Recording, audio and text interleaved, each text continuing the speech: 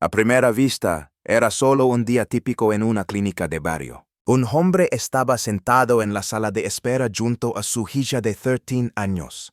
Revisaba la información de su teléfono. Ella permanecía en silencio, con la mirada perdida en el suelo, los hombros encorvados y una mano firmemente aferrada al brazo opuesto. Ella no estaba llorando. Ella no estaba sangrando. Parecía un niño nervioso como cualquier otro antes de una cita con el médico. Pero había algo en su postura, lo rígida que se sentaba, el cuidado con el que evitaba tocarse el hombro magulado. El personal de la clínica lo describiría más tarde como raro. Algo se sentía mal. Cuando el médico revisó su radiografía, todo cambió. La imagen no mostraba solo una lesión, contaba una historia. No fue un accidente, no de una caída, pero de algo mucho más deliberado y aterrador. Lo que sucedió después desentrañaría años de trauma oculto y expondría un secreto que había estado oculto tras puertas cerradas todo el tiempo. Antes de comenzar, asegúrate de darle me gusta a este video y suscribirte, porque lo que estás a punto de escuchar es un escalofriante relato de la vida real de una niña que usó el silencio como forma de supervivencia, hasta que sus huesos dijeron la verdad. Parte 1. La sala de espera de la clínica ortopédica North Haven estaba acostumbrada a mañanas ocupadas. Esguinces, lesiones deportivas, fracturas de tobillo, tortícolis, niños de escuelas locales y adolescentes de entrenamientos de fútbol se desplazaban cada semana. Pero ese jueves en particular apareció algo diferente. Exactamente a las 9:17 a.m., Mark Rollins registró una cita para su hija, Ella. La recepcionista apenas levantó la vista. Era solo otro padre que registraba a una adolescente nerviosa para una evaluación de rutina. Según el formulario de admisión, ella se había caído durante la clase de gimnasia 2 días antes y desde entonces se había estado cuellando de su hombro. Mark había programado la cita él mismo. Su letra era un garabato pulcro y angular sobre el papeleo. Cuando los llamaron ladrá, Catherine Mendoza estaba de turno. Era una especialista en ortopedia experimentada, perspicaz, compasiva y conocida por su capacidad de conectar incluso con los pacientes más retraídos. En el momento en que entró en la habitación y vio a ella sentada rígidamente en el borde de la mesa de examen, se detuvo. Algo estaba mal. Primeras impresiones, ella no habló mucho. Ella respondió con respuestas de una sola palabra. Su voz era baja, apenas más que un susurro. Sus ojos rara vez se apartaban del suelo. No le loro. No se inmutó cuando le preguntaron por el dolor. Solo se señaló la parte superior del hombro y dijo, aquí. Su padre, Mark, estaba a unos cuantos metros de distancia junto a la puerta, brazos cruzados, expresión illegible. Ofreció breves explicaciones en su nombre, con un tono tranquilo, casi mecánico. Es torpe, dijo. No quería decirnos que se había lastimado en la escuela. Pensó que estaría en problemas. Solo necesitamos una revisión rápida y nos iremos. El doctor Mendoza asintió, pero ella notó algo más. Cada vez que ella hablaba, miraba a su padre, como para comprobar si había dicho lo correcto. No era un comportamiento típico de un adolescente con una lesión deportiva. Fue algo más. Detrás de los muros de plomo, el protocolo estándar requería una radiografía. El doctor Mendoza solicitó una prueba de imagen para descartar una fractura. Mark intentó seguir a ella a la sala de radiología, pero una enfermera lo detuvo con suavidad. Nos encargamos nosotros, señor. Son solo unos minutos. Él dudó. Solo el tiempo suficiente para que la enfermera notara la tensión en su mandíbula. Cuando las puertas se cerraron detrás de ella, algo cambió. Se relajó solo un poco, pero ahí estaba, dentro de la sala de radiología. El técnico le habló suavemente, guiándola con cuidado para colocar su brazo para la toma de imágenes. El escaneo fue de rutina. El resultado fue todo lo contrario. La imagen parpadeó en el monitor. Luego silencio. El técnico se quedó mirando. Llamó al radiólogo jefe. Luego llamaron al doctor Mendoza. Lo que los huesos revelaron, la radiografía mostró una clavícula parcialmente fracturada, compatible con un impacto reciente. Pero había más. Previamente tenía rotas 2 costillas del lado derecho. Una fractura capilar en la muñeca se había curado mal. La contusión ósea a lo largo del húmero sugirió un agarre fuerte y repetido. Y el omóplato mostraba signos de una dislocación pasada, recuperada pero ligeramente desalineada. Nada de esto coincidía con la historia de una sola caída en la clase de gimnasia. Estas no eran lesiones nuevas. Estos eran indicadores de un trauma a largo plazo, lesiones acumuladas durante meses o incluso años. Y de repente, el doctor Mendoza vio algo diferente en el silencio de ella. Esto no era timidez, fue supervivencia. Las preguntas silenciosas el doctor Mendoza regresó a la sala de exámenes. Ella estaba sentada sola, su padre todavía en la sala de espera, sin saber lo que había revelado la exploración. El médico se sentó a su lado y le habló suavemente. Ella, ¿puedo preguntarte algo solo entre nosotras? La niña asintió lentamente. ¿De verdad te caíste en la clase de gimnasia? Ella dudó. Sus ojos se dirigieron hacia la puerta cerrada. Entonces susurró. No. El doctor Mendoza tragó saliva con dificultad. ¿Alguien te hizo daño? Ella no respondió, pero su barbilla tembló. Sus labios estaban fuertemente apretados. Y luego, sin decir palabra, se levantó ligeramente la manga de la camisa. Debajo, un leve hematoma amarillento con forma de juela de mano. Eso era todo lo que necesitaba el doctor Mendoza. Salió de la habitación e inmediatamente hizo una llamada telefónica. Este es el doctor Mendoza en North Haven. Solicito intervención de emergencia. Tengo una niña de 13 años con múltiples lesiones curadas que no coinciden con la causa informada. Sospecha de abuso. El padre se encuentra en el lugar. Necesitamos que la policía esté presente en el lugar de inmediato. Se ordenó discretamente al personal de seguridad que mantuviera al padre en la sala de espera. Él todavía miraba su teléfono sin darse cuenta. Pero en menos de 15 minutos, oficiales uniformados cruzarían las puertas y la verdad comenzaría a revelarse. Lo que descubrirían sería más oscuro de lo que nadie imaginaba. Parte tú, la chica de las fotos, en el momento en que los agentes del orden entraron en la sala de espera, el tiempo pareció congelarse. Mark Rollins, tranquilo y sereno unos segundos antes, miró hacia arriba, parpadeó una vez y no dijo nada. Dos agentes se acercaron a él discretamente, sin esposas, sin acusaciones en voz alta, solo una petición en voz baja. Señor, necesitamos que salga y hable con nosotros. Él dudó. Luego asintió, y entró en una habitación lateral donde la puerta se cerró silenciosamente detrás de él. Dentro de la sala de exámenes 3, ella permaneció sentada completamente quieta. Al cerrarse la puerta, su cuerpo se relajó visiblemente. Su espalda se enderezó, sus manos cayeron a los costados. Por primera vez esa mañana miró directamente al doctor Mendoza. No pensé que nadie me creería. Un patrón oculto al mediodía, ella fue trasladada a una la separada bajo supervisión protectora. Una oficial y una trabajadora social hablaron con ella en privado mientras el personal médico documentaba sus lesiones. Radiografías, fotografías, notas escritas. La evidencia ya no era sutil. Fue abrumador. Múltiples fracturas curadas. Hematomas en tejidos blandos en lugares que rara vez se lesionan por accidente. Moretones por compresión del ancho de un dedo. Una fractura de nariz previa. Una ligera hendidura en uno de sus antebrazos, probablemente debido a una presión prolongada. Nada de esto podría explicarse por la torpeza. Esta no fue una lesión única. Esto era un patrón, y tenía un nombre: abuso físico crónico. Sus primeras palabras a ella le tomó casi una hora empezar a hablar. No todos a la vez. En pedazos, con cuidado. Como alguien que había aprendido que la verdad tenía consecuencias. No siempre me pegaba, di yo. A veces simplemente me decía que no hablara. Ella explicó que la historia de la caída no fue idea suya. Cómo le habían dicho exactamente qué decir.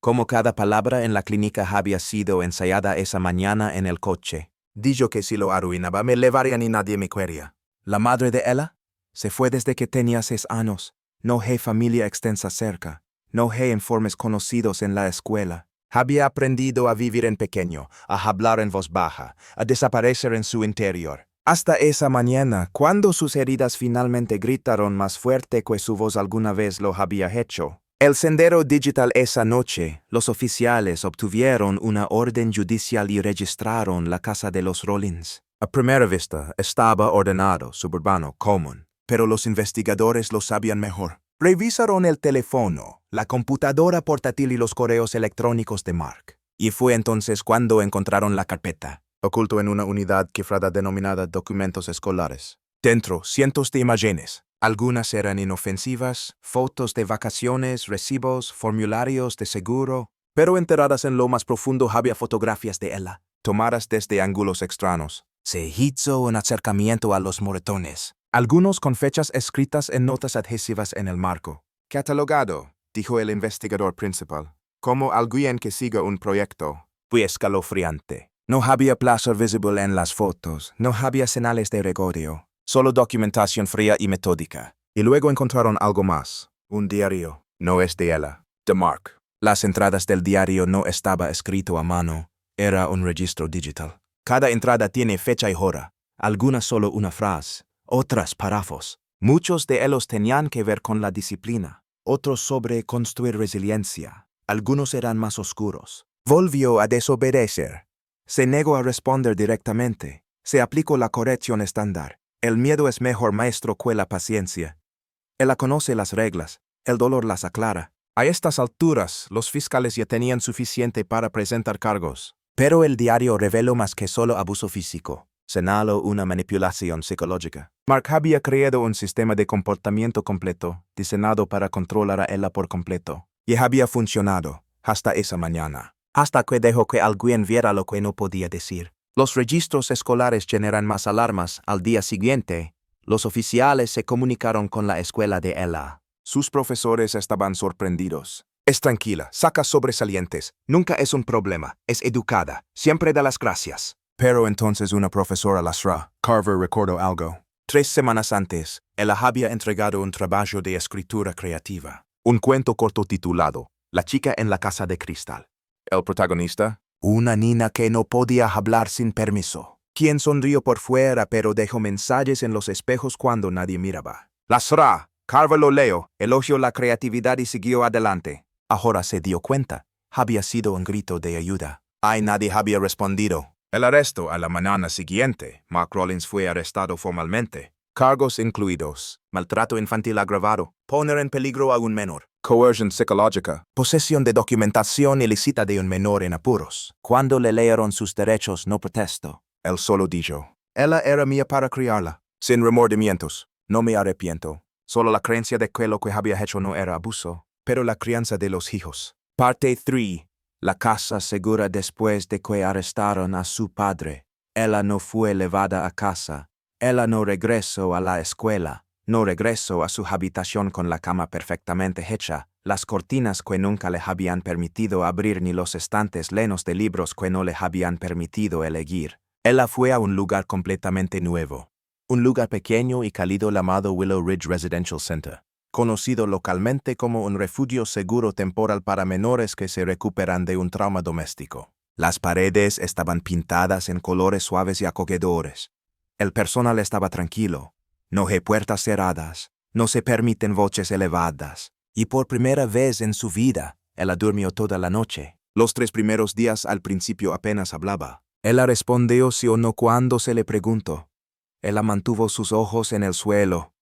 Comió tranquila y rápidamente, como si no estuviera segura de cuánto duraría la comida. Pero entonces algo cambió. A la tercera mañana, notó algo en el alféizar de la ventana de la sala común, una pequeña piedra pintada dejada por otro residente. Tenía la palabra valiente garabateada en rojo. Ella lo miró fijamente durante casi 10 minutos, y luego lo recogió. Más tarde ese día sonrió por primera vez. Las sesiones de terapia, la psicóloga infantil Dralena Moretti había trabajado con docenas de casos de trauma. Pero ella era diferente. Ella no mostró rabia. Ella no atacó ni se derrumbó. En cambio, escuchó, atentamente, analizándolo todo.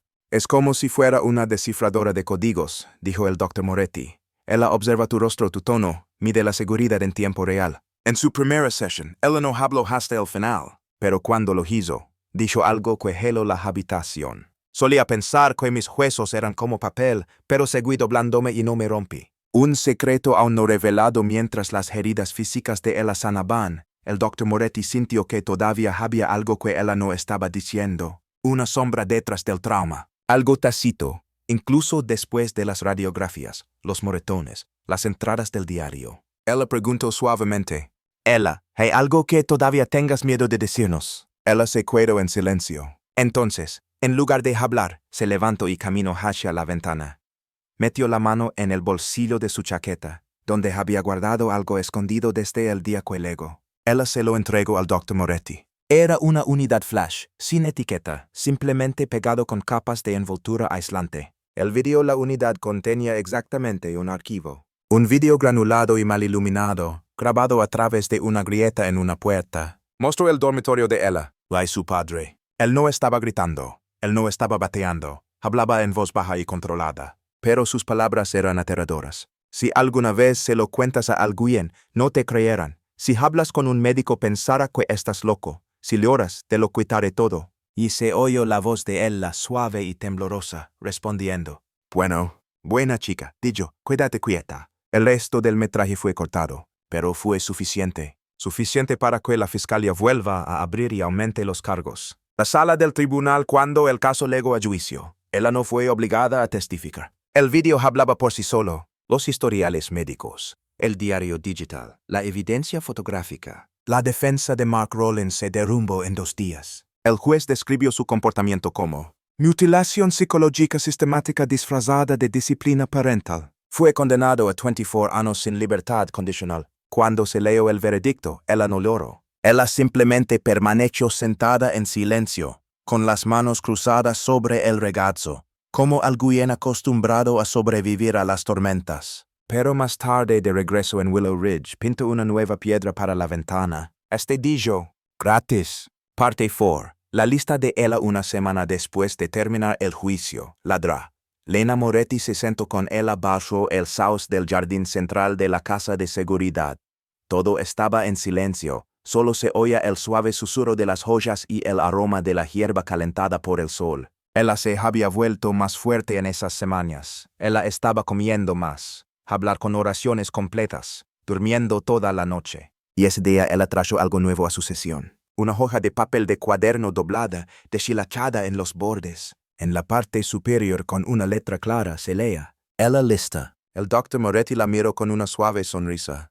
¿Puedo leerlo? Ella asintió. La lista, extracto, no llores delante de él. Nunca deje la puerta abierta. Mantenga los moretones donde los cubren las mangas. Sonríe cuando vengan los vecinos. Diga siempre sí señor antes de responder. Nunca preguntes por qué. Esconde el cuaderno en la rejilla de ventilación. Si los moretones se vuelven amarillos, se están curando. No comas rápido, no comas lento. Nunca se lo digas a nadie. Había 37 reglas. No son reglas de casa, no escrito por su padre, pero hecho por ella. Cada una era una estrategia de supervivencia. Manual infantil para evitar el castigo. Por anticiparse a sus estados de ánimo. Para permanecer invisible. El cuaderno en el ventilador después de leer la lista. El Dr. Moretti preguntó sobre la línea 7. Esconde el cuaderno en la rejilla de ventilación. Ella explicó. De vuelta a casa, debajo de su cama, había un respiradero en el piso con un tornillo suelto. Era su escondite. Dentro, un pequeño cuaderno espiral rojo lleno de entradas codificadas.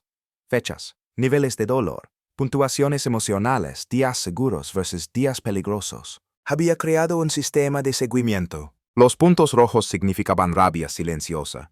Las estrellas verdes significaban que estaba distraído.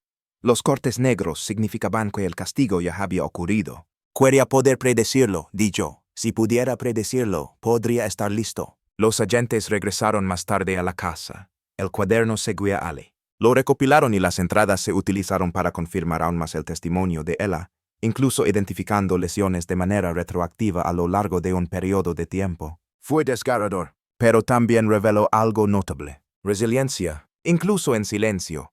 Incluso en su momento más bajo, ella había documentado su dolor, no para revivirlo, sino para sobrevivirlo. Construyendo su nueva vida para el otoño de ese año, ella había pasado de Willow Ridge a un programa de cuidado temporal con cuidadores capacitados para afrontar situaciones de trauma. Su nuevo hogar estaba tranquilo, cálido. Tenía un dormitorio con paredes de color azul claro y estantes llenos de libros que ella misma elegía. Se unió a un grupo de escritura creativa después de la escuela. Empezó a ver a un terapeuta semanalmente, no porque tuviera que hacerlo, sino porque quería. Y un día, en un evento del centro juvenil local, se subió a un escenario y leyó un poema. No se trata de dolor, no se trata de miedo, pero sobre el viento. Un fragmento de su poema. El viento no necesita permiso, no espera en las puertas ni susurra lo siento.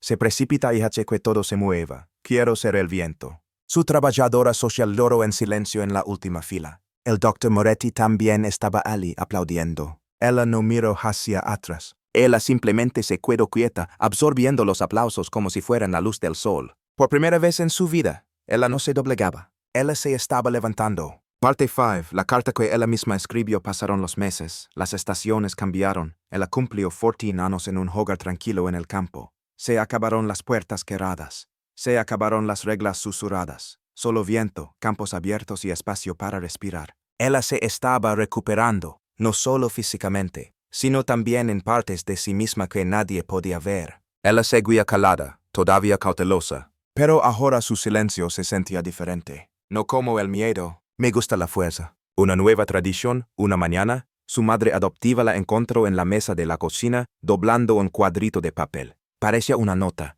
cuidadosamente escrita y selada con cinta adhesiva. ¿Para quién es eso?, preguntó. Ella sonrió suavemente y dijo: para mí. Metió el papel en el bolsillo de su chaqueta y caminó hacia el gran sauce que había cerca de la cerca trasera. Ali en la base, debajo de una piedra, colocó la nota. Cada semana después añadió uno nuevo, siempre corto, siempre doblado, siempre abordado. A la chica que solía ser. La carta un día compartió uno con su terapeuta. Dice: querido yo, hiciste lo mejor que pudiste. Sobreviviste a cosas que nadie sabía.